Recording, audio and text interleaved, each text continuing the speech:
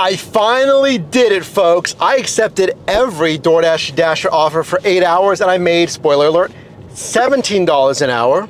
Next shift, I accepted everything, including every single shop and deliver for 5 hours and I made, spoiler alert, $10 an hour. Today, I'm saying, why are we doing that, right? For your entertainment and education, yes, but today, I'm only accepting the highest paying orders possible. I just went online here in Pittsburgh, Pennsylvania. I saw this one, I said, come on, not paying enough.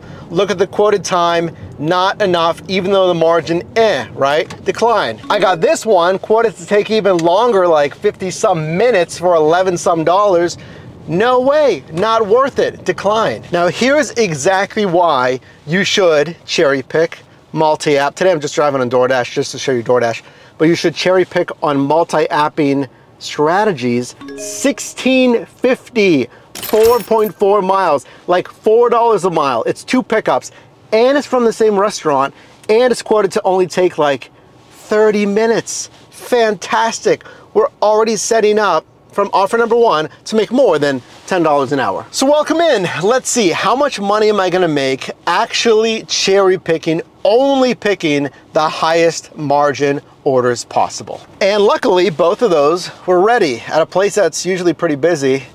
That's excellent, again, for time-wise. If this is quoted to take, what was it, like 30 minutes for 16 bucks? That is excellent. And I talk about positioning all the time here.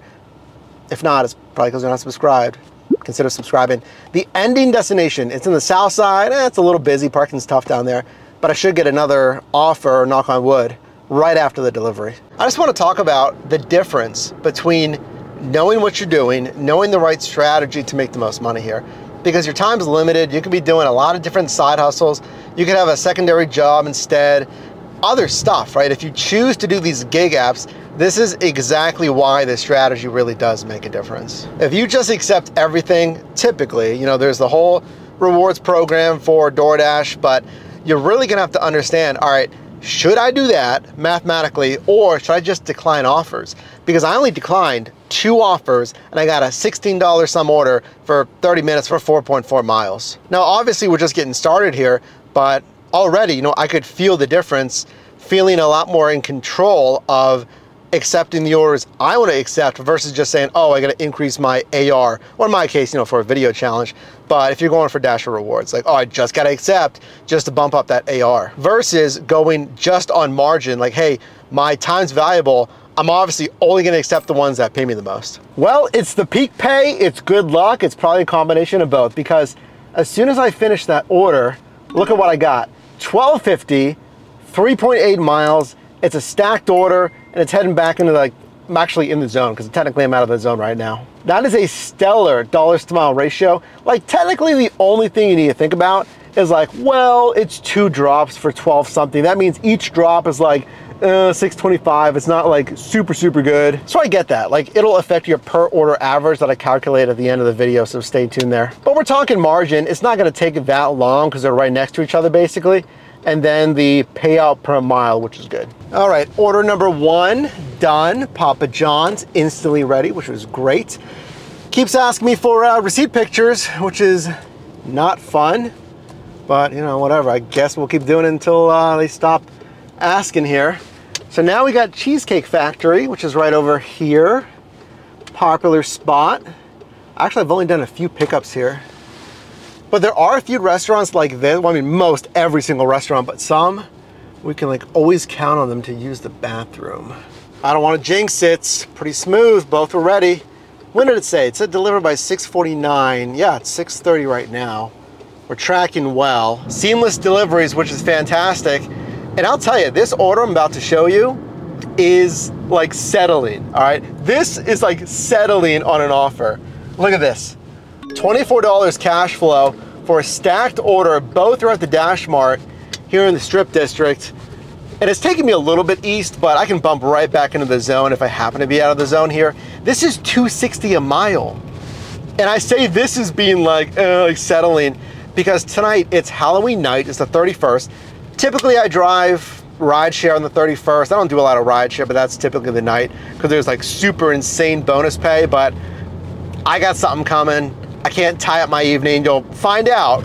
Make sure to subscribe. But I say this is settling because this night is so jam-packed with orders. I anticipate it's gonna be busy all night, really, until like 3 a.m. that I might have been able to get like $2.80 a mile, maybe even $3 a mile. But I'll take $2.60 a mile, $24 cash flow for like 50 minutes. That is stellar, and these should be ready by the time I get there because I got, still 5 minutes there. So now's the point when you need to guess how much money am I gonna make. I made that 17 an hour, which is, whatever.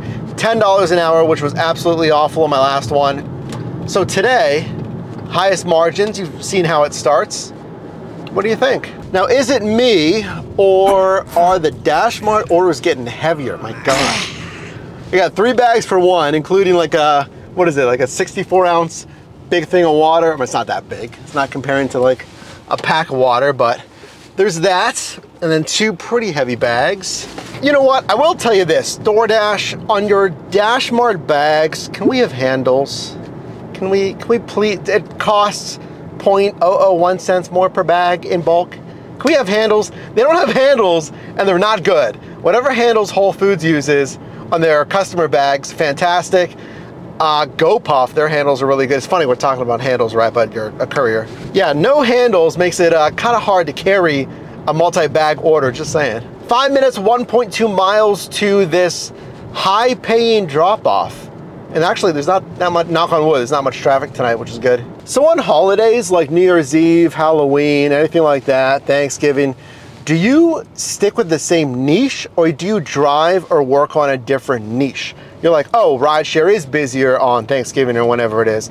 Or I'll just stick to food delivery because I know it'll just be busier on food delivery. So what do you do on the holidays? I almost peeked at the earnings. So I'm, right around 2 hours in.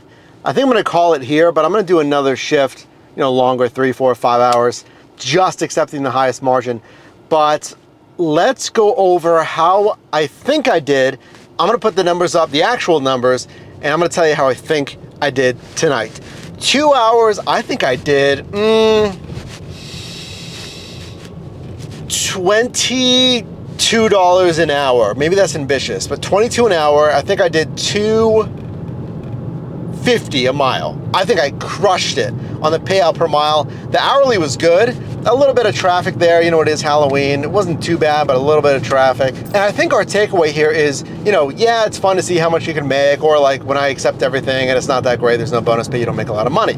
But our takeaway is why strategy is important. Why, if there's peak pay, you might want to drive on peak pay, dinner rush when it's typically busy, and then compound that with multi-apping and trying to, like on this shift here, selecting the highest margin offers. I think I could have kept this going for another, again, easily 1, 2, maybe 3 hours into the night, and then I hit that late night audience there later. Very happy with this though, but how would it be on a non-holiday evening, right?